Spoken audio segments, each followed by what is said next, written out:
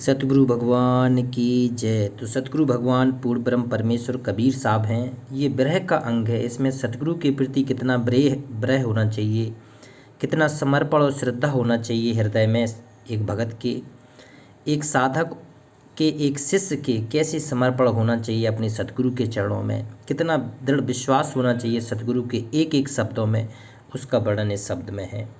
ये भेदवाणी के शब्द हैं कबीर साहब के। कबीर साहब ने एक एक शब्द में बहुत गहराई लिखी है।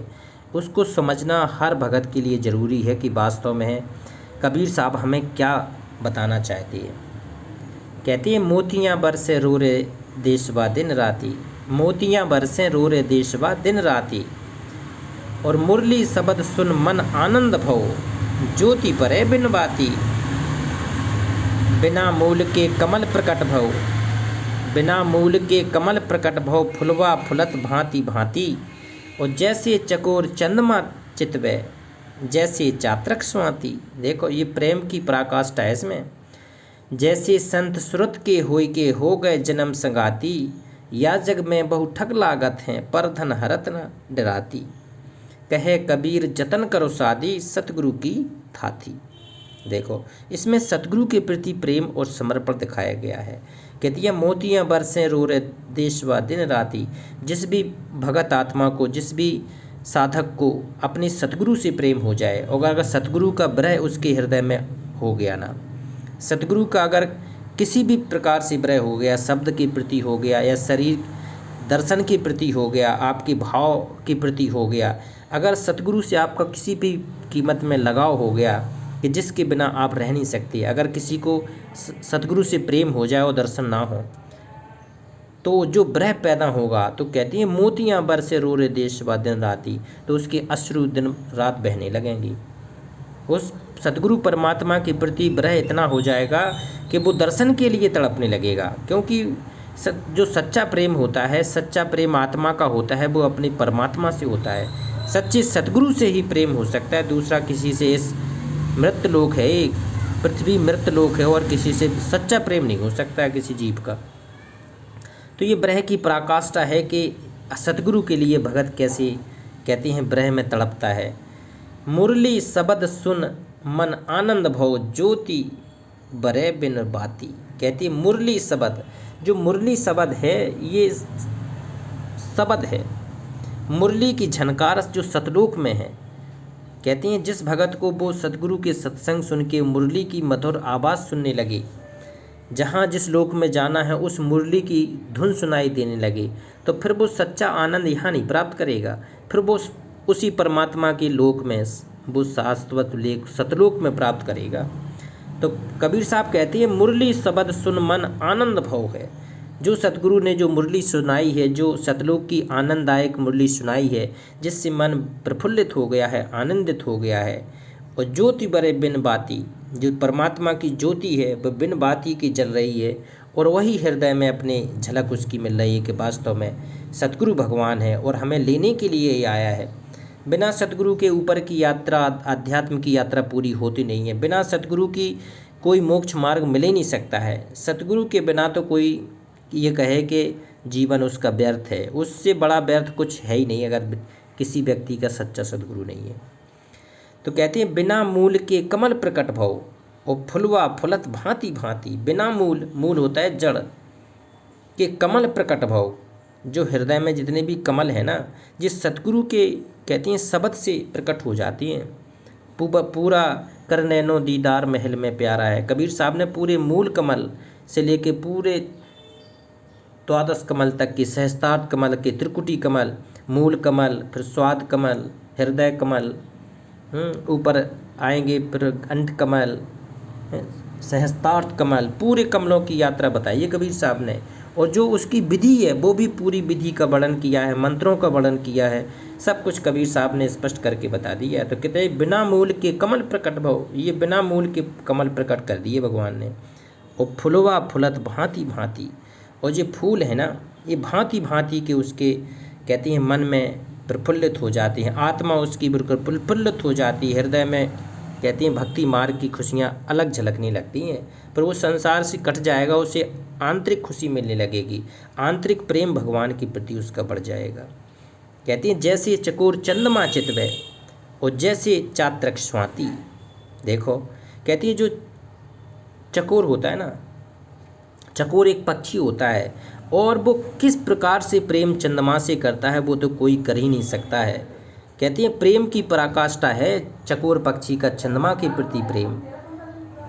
कहते हैं प्रेम तो ऐसे कीजिए जैसे चंद्र चकोर और घीस टूट, मतलब गर्दन टूट और भूई को गिरे, जमीन को गिरे और नरखे वाही। और कहते हैं चंद्रमा की ओर देखता देखता चकोर की गर्दन टूट जाती है पेड़ पर बैठे बैठे, तो उसकी पेड़ की जो गर्दन टूट के नीचे गिर जाती है, पेड़ से नीचे गर्दन टूट के गिर जाती है, तो वो गर्दन है ना, वो भी गर्दन भी चंद्रमा की ओर देखती है। बताओ ऐसा प्रेम, ये उदाहरण दिया है कबीर साहब ने अपने शब्दों में कि प्रेम क्या होता है सतगुरु के प्रति, आप इससे कुछ समझना पड़ेगा। और जैसे चात्रक स्वाति, जो सीपी होती है ना वो चात्रक, वो कितनी तड़प होती है उसमें तड़प होती है बूंद के प्रति। स्वाति की जो बूंद होती है नक्षत्र में गिरती है सीप के मुँह में, उसकी कितनी तड़प होती है कि उसके बिना वो रह नहीं सकती चात्रक। तो कहती है जैसे चात्रक स्वाति, और स्वाति की बूंद से फिर क्या मिलता है, उसका समर्पण देखिए वो मोती बनता है, मोती बनता है। वो कहती हैं चंद्रमा के प्रेम में चकोर का जो समर्पण है, आहा, वो तो भगवान को प्रिय हो जाता है पक्षी। कहती हैं ये ऐसे समर्पण होती नहीं है जैसे कि चकोर और चात्रक का है। ये एग्जाम्पल दिए हैं कबीर साहब ने कि प्रेम अगर आपको करना है तो सतगुरु के प्रति इस हिसाब से करना पड़ेगा, तभी वो परमात्मा प्रसन्न होगा। कहते जैसे संत सुरत के हो गए जन्म संगाती। कहते हैं कि परमात्मा जब सतगुरु रूप में प्रकट होकर कबीर साहब आते हैं और जो साधक होते हैं, भगत होते हैं, वो अपनी सुरत निरत कहाँ लगा देता है, सतगुरु के स्वरूप में लगा देता है। सतगुरु का स्वरूप है ना, ये सबसे बड़ा मंत्र है। सतगुरु के प्रति प्रेम, सतगुरु के चेहरे, सतगुरु के सुंदर रूप के प्रति जो आकर्षण होना चाहिए भगत का, वो अन्य किसी में नहीं होना चाहिए। कहते हैं जैसे संत सुरत के होए के, उस सुरत के प्रति समर्पण हो जाना चाहिए भगत को। हो गए जन्म संगाती, वो जन्म भर उसके साथ में हो जाएंगे, संग में हो जाएंगे, सतगुरु के संगाती बन जाएंगे। समर्पण करके पूरे जन्म मरण अंतिम श्वास तक उस भगवान के हो जाएंगे कबीर साहब के। कहते या जग में बहु ठगु लागत हैं और परधन हरत न डराती। कहते ये जग में तो ठग ही ठग बैठे हैं, कहीं भी तुम चले जाओ वहाँ ठगी बैठे हैं। हर जगह तरह का माया का जाल बिछा है, हर जीव को फंसाने के लिए तरह तरह के माया के आडंबर हैं। मन को कहीं ना कहीं आपको फंसा दिया जाएगा, आपकी आत्मा कुंठित हो जाएगी, भक्ति करना चाहेगी फिर भी मन इतना प्रबल हो जाएगा वो, क्योंकि मन वासनाओं को पसंद करता है। मन कहते हैं आडंबर को पसंद करता है, अपनी कहती हैं स्वार्थ को पसंद करता है। वो आत्मा चाहती है कि हमारा कल्याण हो, सतगुरु की भक्ति करें हम, लेकिन मन उसको ठहरने नहीं देता भगवान की। वो परिवार संसार के जो जाल हैं, कहती परिवार संसार का ये जाल काटना सबके बस की बात नहीं है, ये माया का जाल है। तो कहती या जग में बहु ठग लागत हैं पर धन हरत न डराती। तो इसमें हमारे धन की चोरी होती है, हमारे श्वास की चोरी होती है। ये हमें मनुष्य जीवन में जो श्वास मिली है वो भगवान की कृपा से मिली है, हमारे सतगुरु कबीर साहब की कृपा से मिली है। और कबीर साहब ही शब्द रूप में प्रकट रहती हैं, हमेशा प्रकट रहती हैं शब्द रूप में कि हमारा भगत। कहती हैं शब्दों को समझ के, कबीर साहब में के जो शब्दों में मंत्र लिखे हैं, सतगुरु की शरण पकड़ के और इस काल के जाल से निकल जाए। कहे कबीर जतन करो साधु और सतगुरु की है थाती। कबीर साहब कह रहे हैं कि हे मेरे प्यारे साधु संतों, आपको जतन करना चाहिए, आपको प्रयास कोशिश करनी चाहिए इस काल से जाल के निकलने के लिए। सतगुरु हमेशा आपके लिए बिल्कुल तत्पर है, आपको आगे बढ़ाने के लिए तत्पर है। तो ये कब होगा तत्पर, जब आप भगत है हो, सिद्ध हो, साधक हो, आप समर्पण हो जाओ सतगुरु के प्रति, तभी वो आपकी आगे बढ़ेगा, तभी वो आपकी मदद करेगा। एक शब्द और लेके नहरवा हमका नहीं माँ भावे। नहरवा और साईं की नगरी नहरवा हमको नहीं भावे। नहरवा से मतलब यहाँ है जे मृत मंडल से, लोक मंडल से, पृथ्वी मंडल से। तो कहते हैं अब हमको जब सतगुरु के प्रति इतना प्रेम हो गया तो अब हमको ये नहरवा हमको नहीं भावे। चाहे तो मायका हो, चाहे ससुराल हो चाहे कोई भी हो। अब हमको ये नहीं भाएगा क्योंकि हमें परमात्मा की सच्ची नगरी सतलोक के बारे में जानकारी हो गई है कि हम कहाँ से आए थे। कहते हैं साईं की नगरी परम अति सुंदर, जहाँ कोई जाए ना आवे। जो साईं है ना, सच्चा साईं, ये सतपुरुष कबीर साहब हैं। और कबीर साहब की जो सच्ची नगरी है वो सतलोक है। तो हम सतलोक में पहले रहा करते थे, वहाँ से जीव भटक के काल के जाल में आ गए हैं। तो कहते हैं अब हमें फिर दोबारा ज्ञान हो गया सतगुरु की प्रेरणा से। तो कहते हैं साईं की नगरी परम अति सुंदर लागे। वो अब हमें कबीर साहब की नगरी दिल में बस गई है, वहाँ जाने की हम पूरी कोशिश कर रहे हैं। जहाँ कोई न जाए ना आवे, वहाँ वैसे नहीं जा सकता कोई। और जो चला जाएगा तो फिर यहाँ मृत मंडल में आएगा ही क्यों। वो देखेगा तक नहीं, ना सोचेगा तक नहीं कि हमें यहाँ जाना है। ये नगरी वैसी नहीं है, यहाँ 184 योनियों हैं। एक बार मनुष्य जीवन भगवान की कृपा से मिलता है, हमारे अच्छे कर्मों की से मिलता है, ये ऐसी नहीं मिल जाता। एक जीवन भी ये काल भगवान ऐसी नहीं देता है।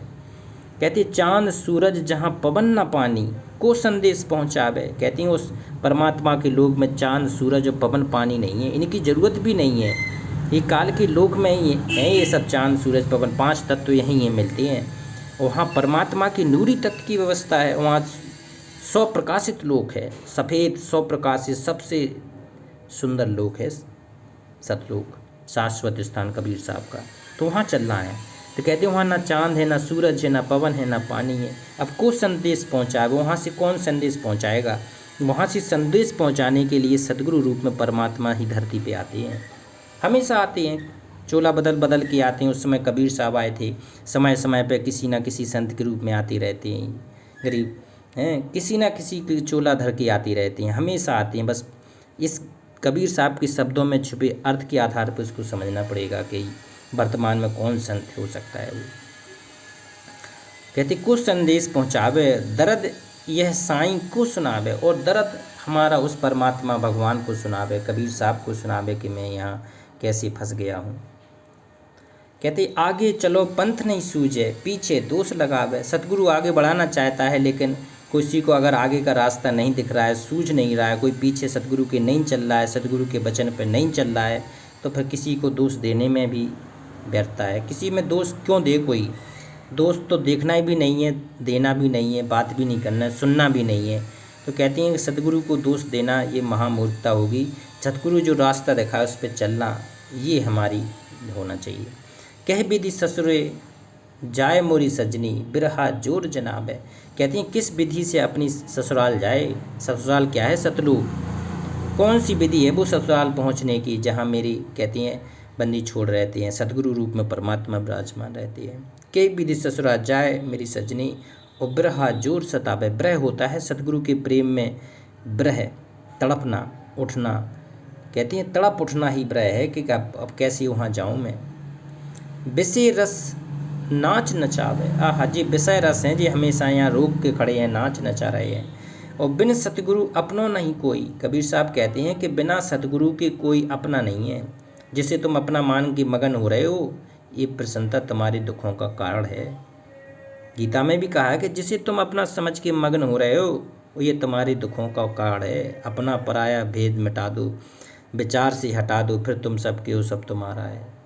ना तुम्हारा तुम किसी के हो, ना तो वही तुम्हारा है। ना तुम कुछ लेके आए थे, ना लेके जाएगी। तो कहते हैं बिना सतगुरु अपनों नहीं कोई, जो यह राय बतावे। और कहत कबीर सुनो भाई साधु। आह, कबीर साहब कहते हैं मेरे प्यारे साधु संतो सुन लो। कहते सपने न प्रीतम पावे। आह, सपने न प्रीतम पावे, और तपन यह जी की कौन बुझावे। तो तपन यह जी की बुझाने के लिए सतगुरु भगवान आते हैं। कबीर साहब धरती पे आते रहते हैं, ये ज्ञान देने आते हैं। ये कबीर के जो भेद होते हैं उसको बताने आते हैं। वो सारी विधि बता के एक शब्दों में छपा के चले जाते हैं। तो ये शब्दों में जो वाणियाँ हैं, जो मर्म है, ये अपने हृदय में समाना है और सतगुरु के प्रति प्रेम बढ़ाना है। क्योंकि सतगुरु ही पूर्ण ब्रह्म है, सतगुरु आप हलेक, और सतगुरु रमता रामे इसमें मीन न मेघ। तो सतगुरु के प्रति प्रेम बढ़ाना पड़ेगा, तभी हम शाश्वत स्थान मोक्ष धाम सतलोक जा पाएंगे और कबीर साहब की कृपा मिल पाएगी। तो एक बार पूर्ण ब्रह्म परमेश्वर की जयकारा लगाते हैं। पूर्ण ब्रह्म परमेश्वर अविनाशी राम, बंदी छोड़ कबीर साहेब की जय।